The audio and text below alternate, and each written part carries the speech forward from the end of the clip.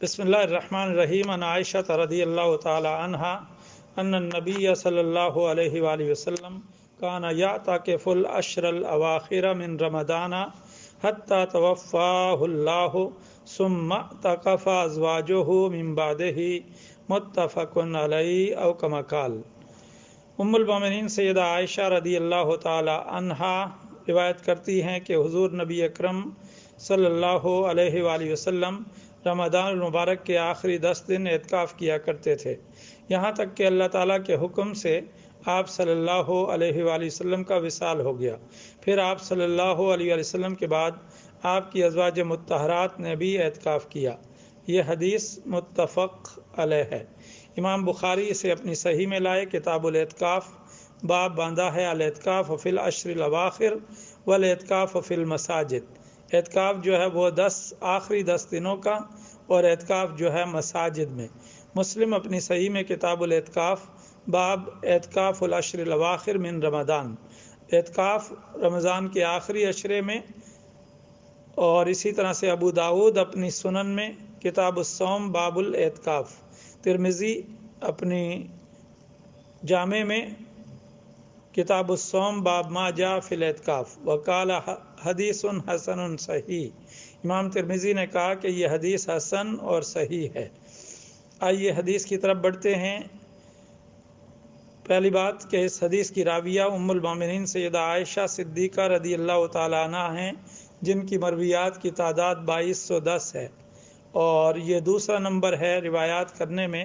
سب سے زیادہ حضرت ابو ہریرہ رضی اللہ تعالی عنہ کی مرویات ہیں، اور اس کے بعد ام المومنین سیدہ عائشہ رضی اللہ تعالی عنہا، اور اس سے پہلے حضرت علی کرم اللہ وجہ الکریم کی مرویات جو 12,000 کے قریب ہیں۔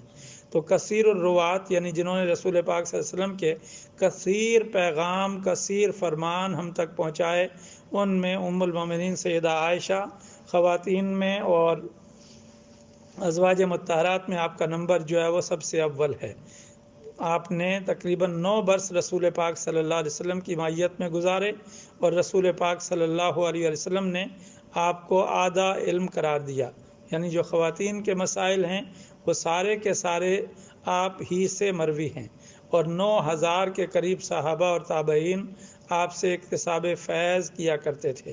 ام المومنین سیدہ عائشہ اس حدیث کی راویہ ہیں، اور حضور نبی اکرم صلی اللہ علیہ وسلم کا معمول بیان کر رہی ہیں کہ رمضان المبارک کے آخری 10 دن رسول پاک صلی اللہ علیہ وسلم اعتکاف کیا کرتے تھے۔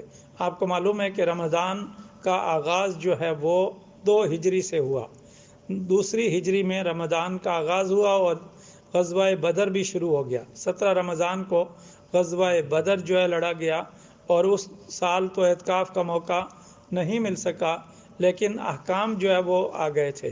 تو لہٰذا ایسے میں رسول پاک صلی اللہ علیہ وسلم نے پہلے 10 دن اعتکاف کیا، پھر دوسرے 10 دن اعتکاف کیا، پھر تیسرے 10 دن اعتکاف کیا۔ گویا پورا مہینہ رسول پاک صلی اللہ علیہ وسلم نے اعتکاف فرمایا، اور اعتکاف کرنے کے بعد آپ نے فرمایا کہ میں نے لیلۃ القدر کو سرچ کیا، تو لیلۃ القدر کو میں نے آخری عشرے میں پا لیا۔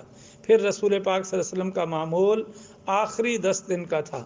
اور 2 اور معمولات ہیں کہ جب رسول پاک صلی اللہ علیہ وسلم سفر کی وجہ سے اعتکاف نہ کر پاتے تو نیکسٹ ایئر 20 دن کا اعتکاف کرتے تھے۔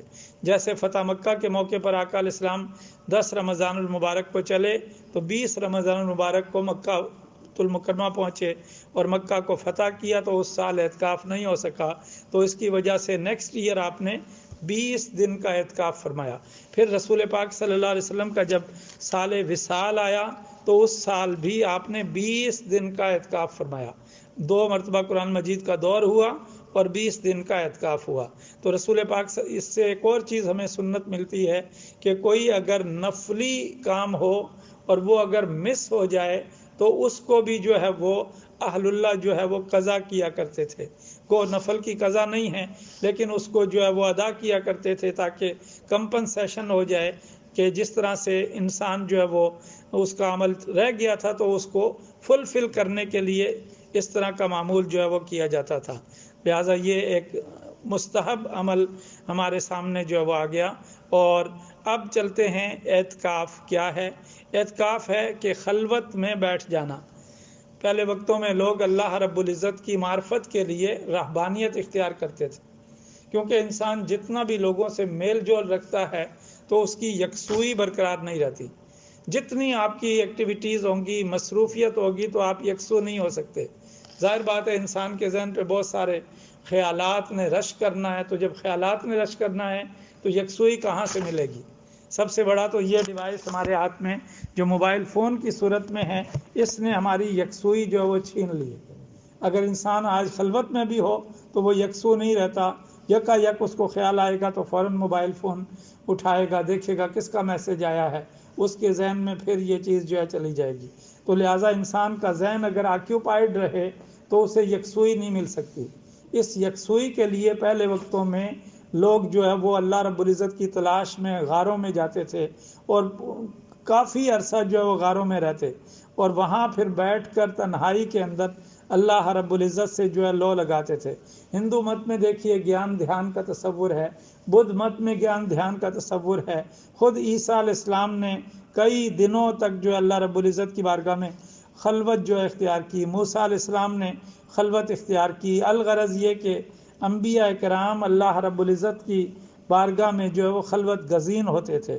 خود رسول پاک صلی اللہ علیہ وآلہ وسلم نے 35 سال کی جب آپ کی عمر ہو گئی تو حدیث پاک میں حب بالخلا، رسول پاک صلی اللہ علیہ وسلم کو خلوت سے محبت ہو گئی، اور ایسی محبت ہو گئی کہ غار حرا میں آپ جا کر تشریف رکھنے لگے، اور وہاں کئی دن جو ہے وہ بیت جاتے، اور ایسا بھی ہوتا کہ رسول پاک صلی اللہ علیہ وسلم کے پاس ستو ہوتے، لیکن آقا علیہ الصلوۃ والسلام انہیں ستوؤں کو تناول ہی نہ کرتے، بلکہ 2 ویک تک جو ہے وہ کھائے پیے بغیر سلسلہ جو ہے وہ چلتا تھا۔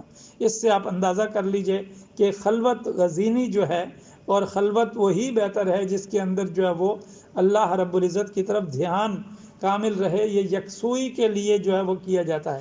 آپ دیکھیے کہ جن کی ابھی شادی نہیں ہوئی ان کے لیے ایزی ہے کہ اللہ رب العزت سے لو لگائیں۔ جب شادی ہو جاتی ہے تو بیوی کے ساتھ پھر بچے ہو جاتے ہیں تو ان کا جو معاملات کو دیکھنا، تو پھر یکسوئی جو ہے وہ بہت مشکل سے میسر آتی ہے۔ تو لہٰذا جو ہے اس بنا پر اسپیشلی کرسچنز نے عیسیٰ علیہ السلام کے تشریف لے جانے کے بعد رہبانیت شروع کر دی۔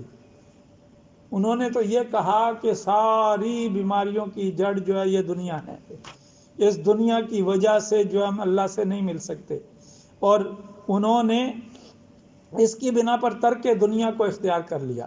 ترک دنیا کا معنی یہ ہے کہ وہ دنیا سے ہی کٹ آف ہو کے جو ہے نکل گئے۔ ترک دنیا اچھی بات ہے، لیکن دنیا میں رہتے ہوئے دنیا کو چھوڑا جائے۔ جیسے بزرگ فرماتے ہیں کہ بندہ دنیا میں رہے، دنیا اس میں نہ رہے۔ اور شیخ سعدی نے بہت پیاری مثال دی ہے، اس کی مثال بالکل آسان ہے کہ کشتی اگر پانی پر رہے، بوٹ اگر جو ہے وہ واٹر پر رہے تو یہ خیر ہے کہ وہ چلتی رہے گی اور اپنا سفر طے کرتی رہے گی، لیکن واٹر اگر بوٹ میں گھس جائے تو پھر جو ہے وہ سب کو ہلاک کر دے گا۔ بالکل اسی طرح سے بندہ دنیا میں رہے لیکن دنیا کی طرف دھیان نہ رہے، دھیان مولا کی طرف رہے تو کامیاب و کامران ہے۔ اور اگر دھیان اس کا نماز میں بھی دنیا کی طرف گھسا ہوا ہے تو پھر وہ نماز بھی، قرآن مجید نے کہا الذین ھم عن صلاتہم ساہون، کہ یہ وہ لوگ ہیں جنہوں نے جو ہے وہ اپنی نماز کی روح کو بھلا دیا ہے۔ تو لہٰذا اس کے لیے وہ رہبانیت اختیار کرتے تھے۔ اللہ رب العزت نے ان کی نیک نیتی کی بنا پر اس کو بھی ایکسیپٹ کر لیا۔ فرمایا ہم نے رہبانیت ان پہ فرض نہیں کی تھی، لیکن انہوں نے جو ہے رہبانیت اختیار کر لی کہ اللہ سے ملاقات کریں گے، لیکن اس کو مینٹین نہیں کر سکے۔ کیوں؟ کہ کوئی بھی شخص جو ہے وہ ان نیچرل لائف نہیں گزار سکتا، لہٰذا اس کے لیے لازم ہے کہ وہ نیچر کے طریق پر ہی چلے گا، جو اللہ رب العزت نے اس کے لیے ڈیزائرز رکھی ہیں، جو اس کے لیے نیچرل چیزیں رکھی ہیں، اس کو لے کر اس نے جو ہے وہ چلنا ہے۔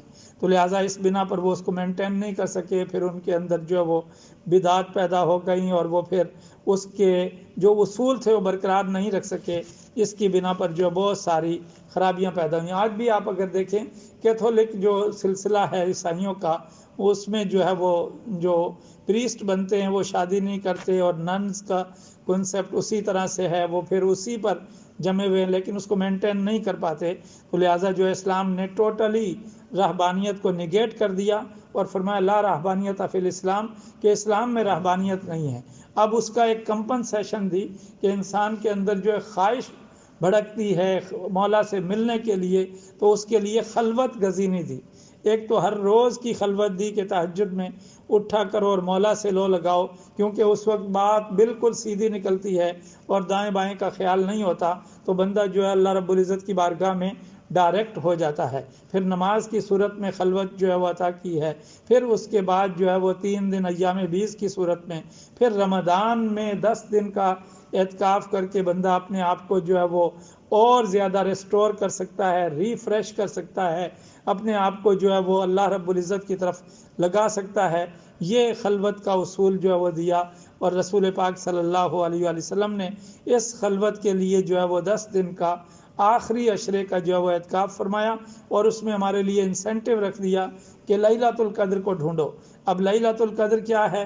तनज़्ज़लुल मलाइकतु वर्रूह, उसमें जो है मलाइका और रूह जिब्रील अलैहिस्सलाम उतरते हैं अपने रब के इज़्ज़न से, उसकी तलाश करो कि उसके अंदर तुम्हारे लिए बहुत बरकत है। और उम्मुल मोमिनीन सैयदा आयशा रदी अल्लाह ताला अन्हा ने ही पूछा, ए अल्लाह के रसूल, अगर मुझे लैलतुल कद्र मिले तो मैं क्या मांगूँ अल्लाह से?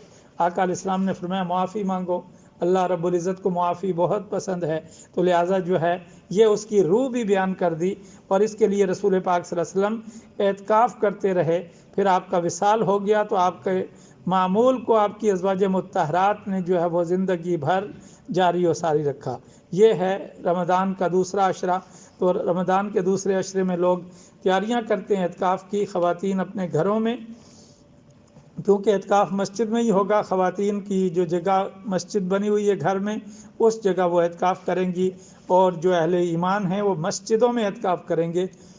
मस्जिदों से हट कर एतकाफ़ नहीं हो सकता, तो लिहाजा उसके लिए तैयारी की ज़रूरत है कि जो लोग एतकाफ़ करना चाहते हैं, पेंडेमिक भी चल रही है तो उन्हें इसके बारे में अपनी प्लानिंग करनी चाहिए। अल्लाह रब्बुल इज़्ज़त की बारगाह में दुआ है अल्लाह ताला हमें एतकाफ़ के जो समरात हैं, एतकाफ़ की जो बरक़ात हैं, और ये मस्जिद का हक है हम पर कि मस्जिद में जो है वो 10 दिन का एतकाफ़ किया जाए। अल्लाह ताला उससे हमें माला माल और मुस्तफ़ीज़ होने की तौफ़ीक़ अता फ़रमाए। आमीन बेजाहे सय्यदिल मुरसलीन।